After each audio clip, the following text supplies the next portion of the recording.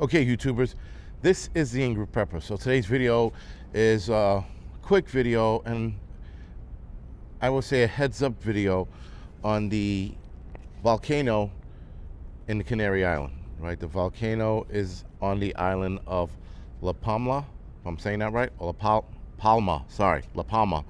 And this volcano just erupted 2 days ago, right?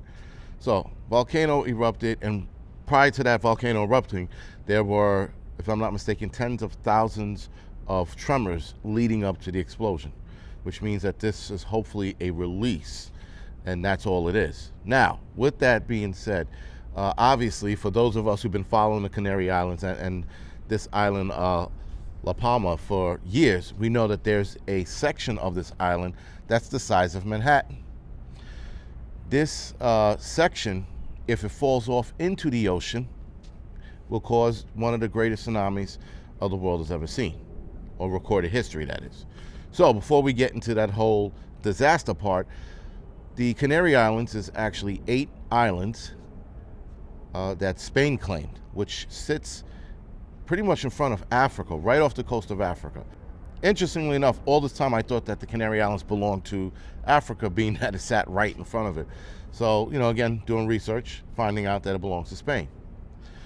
So this island, guys, has been watched by preppers for a long, long time, including myself, because I live in New York City. A lot of us East Coast preppers have been watching this island for years. Now, I've been watching it since 2012.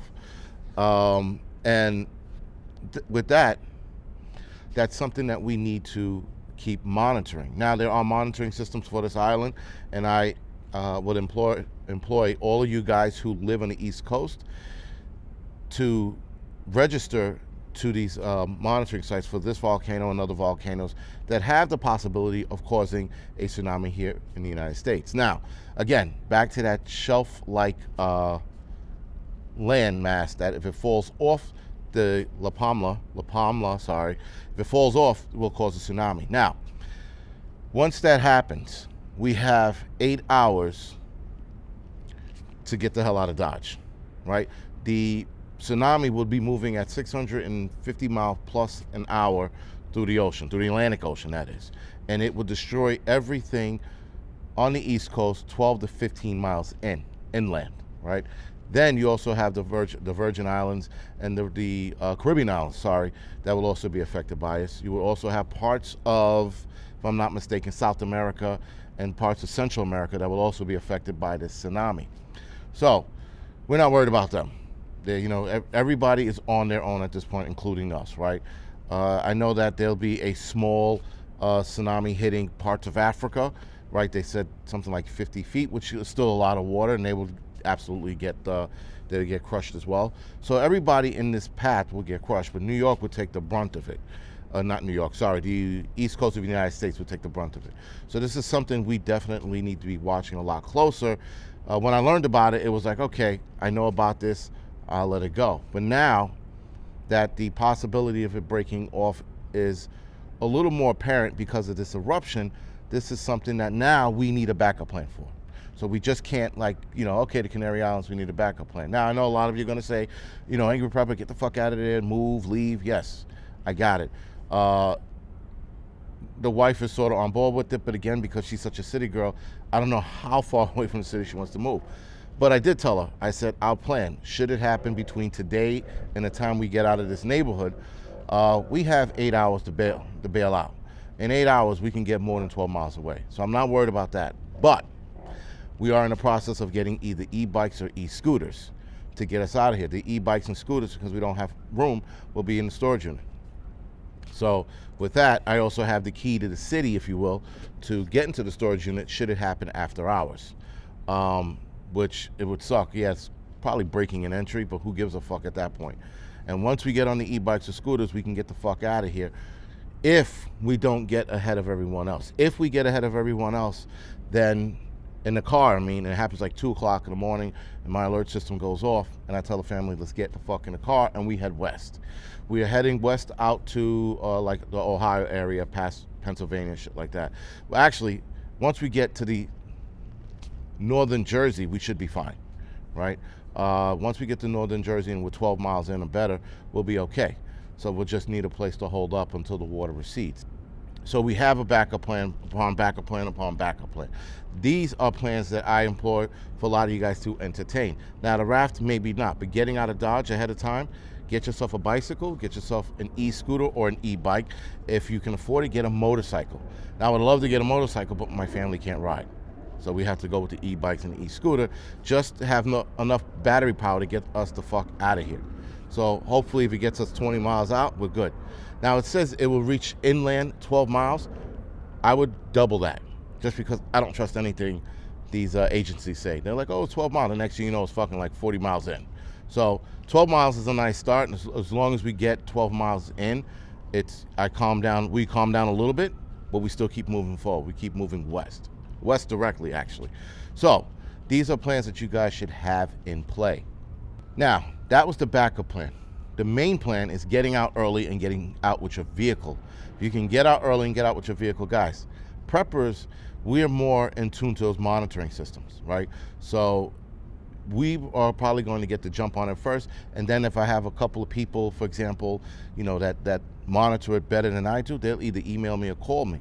So especially if you're going to call me and give me the heads up that it's coming, the family and I are in the truck and out of the apartment in 10 minutes, maybe less than that. And by the time the rest of everybody else wakes up, we should be far past the safe distance of 12 miles or 15 miles, right? So that's us. And preppers who live in the city are absolutely going to jump that gun and get out of here early as well. So a lot of us will probably survive. And I say probably because nothing's definite, guys. It could be a curveball day. It could happen at fucking 4 o'clock in the afternoon, and that's where the e-scooters and the e-bikes come in handy, because now you're dipping through traffic. If you got yourself a motorcycle, you're dipping through traffic. So these things are going to come in handy as we're leaving, if it happens during rush hour and people are still unaware of what's going on. Now, should people be aware of what's going on and you're getting out of there, an e-bike and an e-scooter or motorcycle is going to open you up to being attacked. You have to know that. That's why you have to get yourself some form of a weapon. Because if you're trying to get out of Dodge, someone's going to try to pull you off that, or a bunch of people are going to try to pull you off of it. Now, there are a lot of ways out of New York that I know how to get out of. Obviously, for the obvious reasons, there's tunnels and there's bridges. And there's a couple of tunnels there's a couple of bridges up north that a lot of people would frequent less, because everybody's going to be focused on 2 main bridges, Lincoln Tunnel, Holland Tunnel, and the George Washington Bridge. Sorry, 2 tunnels, Lincoln, Holland Tunnel, and the George Washington Bridge. And there's a couple other bridges up north that people can escape from, but a lot of people probably won't use it. So, 8 hours. If you have to get out on foot, guys, 8 hours should be more than enough to get into a safe distance. All right? So that is the backup plan to your backup plan, your feet. If your e-bikes don't work, or you can't afford one, or you don't have room for it, or whatever your reasoning is for not getting one, your feet are going to take you a lot further than you think, especially in a time like that.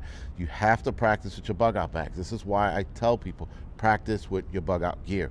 Your bug out gear, you're not all of a sudden going to put it on your back and you're going to walk 8 hours and get it done. Now your life's on the line, so you're going to get it done, but you're definitely going to feel it the next 2 days. Your other plan is you have to have somewhere to go. Don't just walk out west and then, now you're in like fucking Pennsylvania or touching Ohio, and now you're like, now what? Have a plan. Have somebody to meet up with. Have somewhere to go, right? We have a couple of places we can go, and then we also have hotels, right? So with that, though, once the family gets here and the water recedes, now all of us city workers who are still alive or who made it, going to get in our vehicles. We're going to come back to the city. And then we're going to begin to clean up. And that's just how it's going to be. It's going to be that simple, that rough, that disgusting. There's going to be death everywhere, carnage, you name it, you're going to see it if this ever happens. Now, like I said, guys, 8 hours is a long time. You can get out of Dodge, right? It's not like it falls off and we have 4 hours or 2 hours. And then, for the most part, a lot of us are screwed. But 8 hours is enough time to get out. Again, You have to plan for the obstacles. So you have to plan for if it happens during the day, which is traffic. Then you have to plan for the obstacles of shut down roads, constructions, because they're doing construction on every piece of road out here. So you have to plan for all of that. Then you have to plan for the fact that if you don't get your car out, or you can't get your car out, you rely on the e-bikes and the e-scooters. If those fail, then you rely on your feet. But your purpose, your main mission is to get 12 miles and beyond. And I would say 15 to 20 miles and beyond. Make that your safe buffer. Make that your goal, 15 to 20 miles. Have a nice buffer between that 12 miles, if you will, right? 8 miles difference is your buffer. So you make sure that once you get to the 20 miles, then you go, we're safe, we're good, right? Unless some crazy shit happens and they miscalculated that wave and it comes in deeper, but at least you got a head start. All right, guys, so this is the Angry Prepper. I just wanted to get this video out because everyone's sending me messages. Not everyone, but a lot of people are sending me messages. A lot of people sending me videos saying, get the hell out of Dodge, get out of there. I know, right? One hell of a year. We got crime and shit to deal with. We got the pandemic. We got, you know, the vaccinated versus the unvaccinated wars happening here. We got all this crazy shit happening here. Now we got to contend with the possible tsunami. And then, guys, if this tsunami happens, you guys are going to witness some shit. The world, is going to witness some shit they've never seen in their entire life. Nonetheless, it should be an interesting show if it does happen. But it's going to be a shit show, but it'll be an interesting shit show. All right, guys, so other than that, this is the Angry Prepper. Thank you for watching. You can like, subscribe to this channel. You can also follow me on the Angry Truth channel, and you can also follow me on the Angry Lensman channel. And see you in the next video.